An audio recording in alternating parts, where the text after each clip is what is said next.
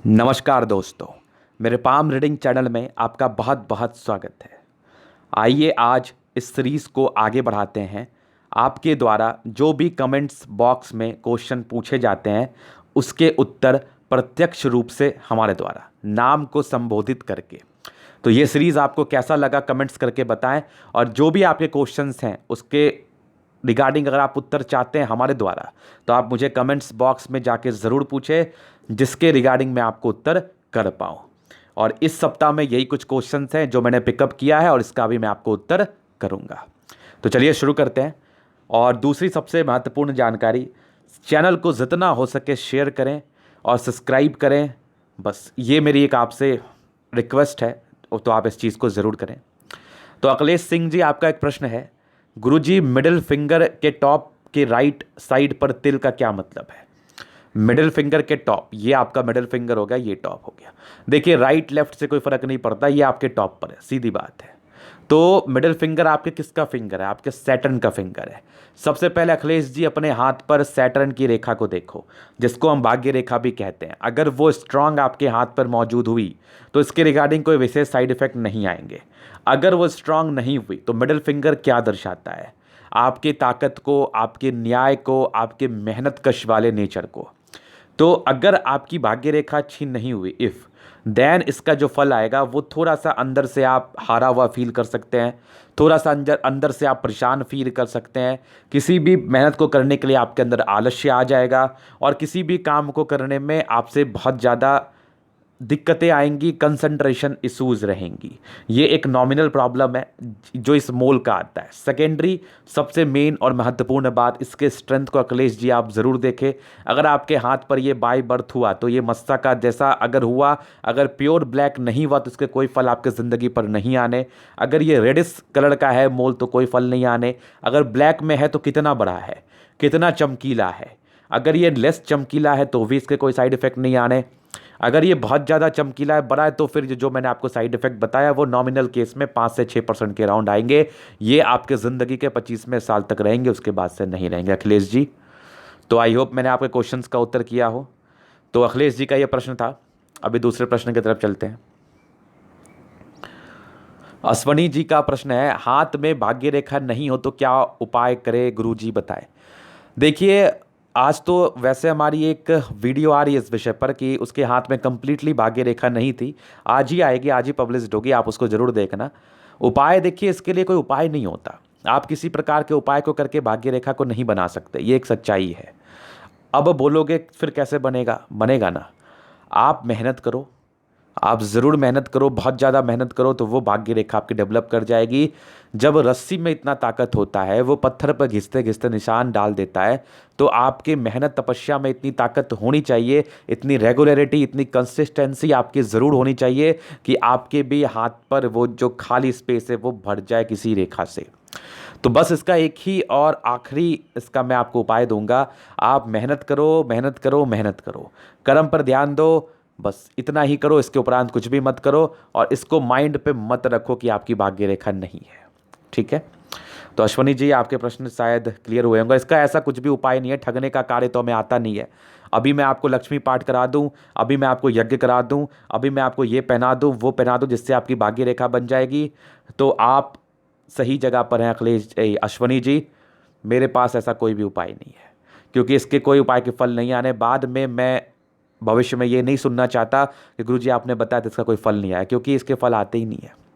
तो जो मैंने आपको बता दिया उसको कर लीजिए अखिलेश जी, आप सॉरी अश्वनी जी। तो अभी तीसरे प्रश्न पर चलते हैं। संजय कुमार जी का प्रश्न है, फीमेल में अच्छा प्रश्न नहीं है, ये कुछ बता रहे हैं हमें।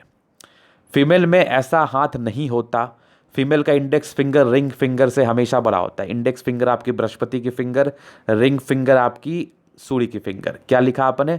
इंडेक्स फिंगर हमेशा बड़ा होता है रिंग फिंगर से। संजय जी, इस आपके कमेंट्स पर तो हमें नहीं, बहुत से लोगों को हंसी आई होगी, जैसा आपने कमेंट्स किया है कि ये आप कहाँ पढ़े हैं, ये चीज़ मुझे आप बताइए, ये आप कहाँ पढ़े हैं?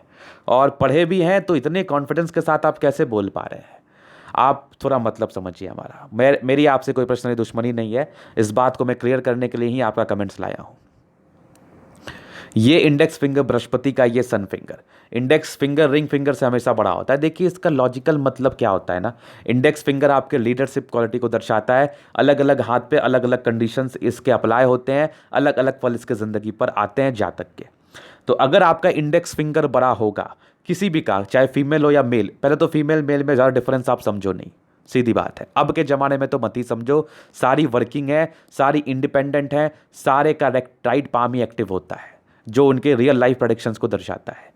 तो ये डिफरेंस मत समझो, मैं एक जनरल प्रेडिक्शंस की बात कर रहा हूँ, जनरल बातें कर रहा हूँ, जनरल इंसान की बातें कर रहा हूँ।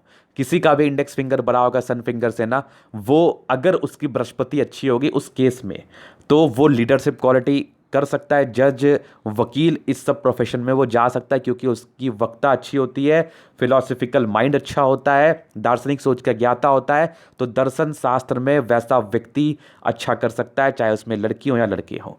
और ऐसा कहीं भी नहीं लिखा है संजय जी कि फीमेल का इंडेक्स फिंगर बड़ा होता है। इवन इंडेक्स फिंगर बड़ा होना बहुत समय अच्छा भी नहीं माना जाता। अगर आपकी बृहस्पति खराब रहेगी, इंडेक्स फिंगर बड़ा हो जाए, तो ऐसी महिलाएं को ईगो हर्ट की प्रॉब्लम होगी, हमेशा लड़ाई झगड़े फलना ढेकाना इनकी ज़िंदगी पर होता रहेगा। तो ये आपने इतना कॉन्फिडेंस से बोला, इसलिए मैंने इसका आपको एक रिप्लाई किया। तो देखिए चीज़ों को समझ लीजिए, मैं बहुत रोज़ की हमारी वीडियो आती है पाम एनालिसिस की, आप निकाल के देख लो, ऐसा कहीं नहीं दिखता। ठीक है, चलिए जी। तो सुमित सोनकर का प्रश्न है कि गुरुजी मेरी रिंग फिंगर के पहले पूर्व पर तिल है। रिंग फिंगर, ओके जी, शन फिंगर पे आपके तिल है पहले पूर्व पर। अभी 3 मंथ पुरानी ही है, पहले नहीं था। अच्छा, ये तो फिर टेंशन वाली बात है सोनकर जी। प्लीज़ गुरुजी मुझे उपाय बता दीजिए ताकि मैं इस तिल को प्रभाव से बच सकूं। आपकी महान कृपा होगी। और गुरुजी मेरे हार्ट लाइन पर द्वीप का चिन्ह बना हुआ है, 4 साल हो गए, उसका भी उपाय आप ज़रूर दीजिए गुरुजी प्लीज़। तो देखिए अब मैं आपको ज़रूर उपाय दूंगा सोनकर जी।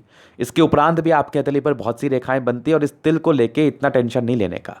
अगर आपकी हथेली अच्छी हुई ना, तो पहले पूर्व पर तिल, अगर आपकी उम्र 25 वर्ष के अंदर है तभी आपको टेंशन की बात है, नहीं तो फिर टेंशन की बात भी नहीं है। 25 साल के बाहर वाला एज को कोई टेंशन नहीं होता। नॉमिनल से 5% के फल आते हैं कि थोड़े से आप अंडर कॉन्फिडेंट फील करोगे, जो कि आपकी मुझे कन्वर्सेशन ही बता रही है कि थोड़े आप अंडर कॉन्फिडेंट फील करोगे। इस आधार पर इसके उपरांत कोई और इसका साइड इफेक्ट नहीं होता है, और इसको ठीक करने का एक बहुत ही सिंपल, सरल और साधारण सा उपाय है। इसके उपरांत कोई ओल झोल झक्कर में नहीं पड़ना आपको, बस सीधा आपको सूर्य को जल देना है, कंटिन्यू बेसिस पर देना। ये तिल का बाप भी निकल जाएगा, ये मेरी गारंटी है। तो बस ये आप करिए सोनकर जी, इसके अलावा कुछ और करने की आपको आवश्यकता नहीं है। चलिए जी, ये सोनकर जी का प्रश्न था। दूसरी एक और इनका प्रश्न था कि मेरे हार्ट लाइन पर द्वीप का चिन्ह बना हुआ है, 4 साल हो गए। देखिए आप ये कैसे जज कर पा रहे हैं कि आपके हार्ट लाइन पर द्वीप बना हुआ है, ये आप कैसे देख पा रहे हैं? क्या वो द्वीप इस प्रकार से है, तभी वो द्वीप समझना, उसको फिर देखना कि उसके बीच में गैप तो नहीं है। अगर पूरा भरा होगा तो उसके कोई साइड इफेक्ट नहीं आएंगे, हल्की फल्की सी दबाव आएगी, हल्के फल्के डरोगे आप, बस इतना ही रहेगा। अगर ये गैप बना होगा तो ज़्यादा तकलीफ दे है। अब इस किस एज में है सोनकर जी, वो देखना बहुत महत्वपूर्ण है। तो इसके आधार पर आप मेरे से पर्सनल कंसल्टेंसी ले सकते हैं, आपको वृहद और सही जानकारी मिलेगी घरेलू उपाय के साथ। अगर ये द्वीप आपके प्रारंभिक एज में हुआ तो टेंशन लेने की आवश्यकता नहीं है, अगर आने वाले एज में हुआ तो चिंता करो। अब क्या होता है ना कि लोग डर जाते हैं, लेकिन आप ये देखिए कि वो किस एज में है, क्या वो ज़िंदगी से आपके निकल चुका है या आने वाला है। आने वाला है फिर डरो, निकल चुका है तो क्यों डरोगे। बस सुनकर जी आपके प्रश्न का मैंने उत्तर किया। अगर आपको अच्छा लगे तो आप ज़रूर रिप्लाई करें और कमेंट्स करें, चैनल को शेयर करें। अभी चलता हूं मैं दूसरे प्रश्न की तरफ। दीपांशु जी का प्रश्न है, गुरुजी बिजनेस और जॉब लेटर पे वीडियो बना दीजिए। जरूर दीपांशु जी, मैं इस वीडियो को जरूर कवर करूंगा। एक आपको संक्षिप्त जानकारी अगर मैं दूं तो आपकी बुध रेखा हथेली पर अच्छी हो, भाग्य रेखा अच्छी हो, तो आप जॉब बिजनेस दोनों ही कर सकते हैं, इसमें कोई डाउट नहीं है। और मेरी प्राय वीडियोज़ आती रहती है पाम एनालिसिस की, जिसमें मैं प्रॉपर बिजनेसमैन का भी हथेली का एनालिसिस करता हूँ और जॉब होल्डर की हथेली का भी एनालिसिस करता हूँ। तो दोनों को देख के आप कंपैरिजन कर लीजिए। और मैं हर एक वीडियो में ना वृहद पैमाने पर समझाता हूँ, और कोशिश हमारी यही रहती है कि जो हमारे व्यूवर्स हैं वो इस चीज़ को बड़े बखूबी समझ पाएँ, उनके डाउट्स क्लियर हो पाएँ। बाकी आपका ये रिक्वेस्ट है, अगर कोई मुझे बिजनेस पर्सन का हाथ आया और वो जॉब भी कर रहा हो तो इस विषय पर डिटेल्स विवरण मैं ज़रूर से दे दूंगा। ठीक है दीपांशु जी। दीपा सोनी जी का प्रश्न है, गुरुजी राहु लाइन है तो महादेव की पूजा के अलावा कोई और उपाय बताएं। दीपा जी, इस क्वेश्चन पर तो मैं विचार करना चाह रहा हूं आपसे। चलिए जी, तो आप महादेव की पूजा के अलावा और उपाय का अल्टरनेटिव क्यों मांग रही हैं? मुझे सबसे पहला क्वेश्चन का उत्तर करिए। यही जो आप लोग का लैंग्वेज है ना, इसी से आप ठगाते हैं। मैंने आपको एक सरल साधारण सा उपाय दे दिया, वो आपको नहीं करना है। महादेव से बड़ा क्या है, तो उससे उसका पूजा करिएगा। तो उनसे बड़ा उपाय की क्या एक्सपेक्टेशंस आप रख रहे हैं मेरे से, जो मैं आपको बताऊंगा? क्या मैं उनसे बड़ा हूं? बिल्कुल भी नहीं। क्या आप उनसे बड़ी हैं? बिल्कुल भी नहीं। आपको किसी भी एक चीज़ पर ट्रस्ट करना होगा। देखिए, मुझे कोई आपत्ति नहीं है ठगने में। मुझे कोई आपत्ति नहीं है कि मैं आपको हजारों तरह का उपाय दे दूं। जब पढ़ के ही देना है तो लाल किताब हो गया, बहुत से ऐसे बुक हैं जिसका मैं आपको नाम बता दूंगा। आप इतने उपाय आप पढ़ोगी ना, जो आप खुद कंफ्यूज हो जाओगे करें क्या। तो वो उपाय करने में ज़्यादा बेनिफिट है या कोई सरल और साधारण उपाय जो आपके लिए बहुत कारगर साबित होगा, वो करने में ज़्यादा इफेक्टफुल है। अब आप एक बात बताइए हमें, दीपा सोनी जी, आपके जिस भी ज़िले से आप बिलोंग करती हैं, वहाँ पर आईएएस ऑफिसर होते हैं, उसके नीचे भी पदाधिकारी होते हैं, और उसके नीचे भी एसआई होते हैं। अगर आपका संपर्क आईएएस ऑफिसर से है, तो क्या ज़रूरत है एसआई के पास जाने की? दीपा जी, आप इस प्रश्न का मुझे उत्तर करिए। जब आप हायर ऑथोरिटी पोस्ट वाले किसी पर्सन के साथ जुड़े हुए हैं, आपका सारा काम वो एक चुटकी में कर सकते हैं, तो क्या ज़रूरत है ज़्यादा मगजमारी करने की? मुझे इस क्वेश्चन का आंसर कर दीजिए, मैं आपको दूसरा उपाय दे दूंगा। चलिए, तो बस वही बात है, महादेव से बढ़ के क्या है। उनके पूजा मैंने कह दिया, दिल से कर लो, मन लगा के कर लो, मन में कन्फ्यूज़न मत रखो। किसके बाद भी कुछ उपाय होते हैं, आगे बढ़ोगी। एक उपाय 100 पर भारी है, ये बात याद रखना आप। इनफ है। अब आपको अगर बहुत उपाय चाहिए तो मुझे आप व्हाट्सअप करिए, मैं आपको एक बड़ा सा लिस्ट दे दूंगा जिसमें 1000 तरह के उपाय होंगे। अब देखो, कहने का मतलब बहुत तरह के उपाय, 1000 तो नहीं होते, बहुत तरह के उपाय होंगे जिसको आप करना और फिर मुझे बोलना मज़ा आया कि नहीं। समझ पा रही है ना? तो इसलिए ये करने की आवश्यकता नहीं है। मैं एक सरल साधारण सा उपाय आप लोगों को देता हूँ, कर लिया करिए। आपके लिए ही बोल रहा हूँ, बहुत कम लोग ऐसे क्लियर बात करने वाले हैं। तो दीपांशु जी का एक और प्रश्न है, सर किसी के हाथ में बिजनेस और जॉब दोनों के योग हो सकता है क्या? जी हाँ, क्यों नहीं हो सकता है, बहुत आराम से हो सकता है। थोड़ी देर पहले आपका ये क्वेश्चन था, तो इसका थोड़ा मैं आपको और परिचय कर दूं, अभी तुरंत कर देता हूं, निश्चिंत रहिए आप। देखिए, आपकी हथेली पे अगर बुध रेखा हो और आपकी भाग्य रेखा हो, सूर्य रेखा हो और ग्रहों में स्ट्रेंथ हो, तो इस सारे आधार पर आप तीनों ही केस में एलिजिबल हैं, बिजनेस, जॉब और किसी और प्रकार के काम में। तो बिजनेस जॉब को ही लेके चलता हूं मैं। तो इस दोनों ही केस में आप एलिजिबल हैं, आप दोनों ही कर सकते हैं। बहुत ऐसे पर्सन्स हैं जो ऐसी हथेली लेके आते हैं और वो दोनों ही करते हुए नजर आते हैं और अपनी ज़िंदगी पर तरक्की को पाते हैं। ठीक है दीपांशु जी। अभी एक और प्रश्न है धर्मेंद्र राजा जी का, गुरुजी 100% आईएएस बनने के योग घास रेखा में? हाँ हाँ, ज़रूर बताऊंगा आपको। देखिए, कोई चीज़ 100% नहीं होता। 100% तभी होता है जब आप उसको और अच्छे तरीके से करते हो। इट मीन्स कि आप उसको 100% अपना खुद भी देते हो। तो एक अब मैं साधारण योग की परिचय करा दूं आपको, एक अच्छे योग की परिचय करा दूं जो 100% आईएएस के योग होते हैं। हथेली स्क्वायरिस हो या रेक्टेंगल हो, फर्क नहीं पड़ता। आपकी जीवन रेखा मस्त हो, प्रोग्रेस लाइन बनी हो, आपकी माइंड रेखा अच्छी हो, हार्ट लाइन अच्छी हो, स्ट्रांग पतली फेट लाइन हो, स्ट्रांग पतली सूर्य लाइन बड़ी सी हो, पैरेलल वे में चले या नहीं भी चले तो कोई दिक्कत नहीं है, वी नुमा आकृति बनाए या ना भी बनाए तो कोई दिक्कत नहीं है। एक आपकी बुध रेखा आपके हथेली पर हो, मूलतः सारे प्लैनेट्स में स्ट्रेंथ हो, आईएएस क्या उससे बड़ा भी कोई जॉब है तो आप निकाल लोगे। ये हो गया 100%। लेकिन मात्र 2 से 3% कैथली पर ऐसी अवस्था देखने को मिलती है, मैक्सिमम 5%। कुछ ना कुछ डाउट सभी कैथली पर रहते हैं। यहाँ पर कोई राहु लाइन नहीं होनी चाहिए। ये आपका एक प्रश्न था जिसका मैंने आपको उत्तर किया। इसके उपरांत बहुत सी ऐसी चीज़ें होती हैं जिसको देख के चीज़ों को कन्फर्म किया जाता है, बताया जाता है। तो ठीक है धर्मेंद्र जी, आपका ये प्रश्न था जिसका मैंने आपको उत्तर किया। अभी चलते हैं दूसरे प्रश्न की तरफ, देखते हैं। तो ये धर्मेंद्र राजा जी का फिर से प्रश्न है, गुरुजी अगर सूर्य रेखा पर फ्लैग, त्रिशूल और डिफरेंट लाइंस में दिल जैसा कोई आकृति बना हो तो उसका क्या मतलब होता है? आपको ये दिल कैसे लग रहा है? मतलब गजब की क्रिएटिविटी है आपकी धर्मेंद्र जी। देखिए आपने सूर्य पे फ्लैग देख लिया, बहुत अच्छी बात है, आप साइन करोगे लाइफ में आगे बढ़ोगे। त्रिशूल भी देख लिया, ये भी बहुत अच्छे इंडिकेशंस है, ये भी आपको आगे ही बढ़ाते हैं। और डिफरेंट लाइन जैसी कोई आकृति बने, दिल जैसी कोई आकृति बने, तो देखो दिल जैसी कोई आकृति नहीं होती, कुछ ऐसे करके लाइन्स होगी, ऐसे लाइन्स होगी, वो आपको दिल जैसा लग रहा होगा, वो सूर्य रेखा के ही ब्रांच होंगे। तो जबरदस्ती का कुछ भी नाम मत बोलो, इससे क्या होगा ना कि लोग कंफ्यूज होंगे, खुद आप कंफ्यूज होंगे। दिल का कोई मतलब नहीं होता, और इसको माइंड में भी मत रखिए। अगर ये तीनों चीज़ आपके हथेली पर है तो आपकी हथेली बहुत अच्छी है, आपको इसका इस सूर्य रेखा का बहुत ही अच्छा आपकी ज़िंदगी पर फल मिलने वाला है नेम फेम को लेके। इसके उपरांत भी बहुत से कंडीशंस होते हैं, तो बिना देखे बता पाना बहुत ज़्यादा मुश्किल है। ठीक है धर्मेंद्र जी।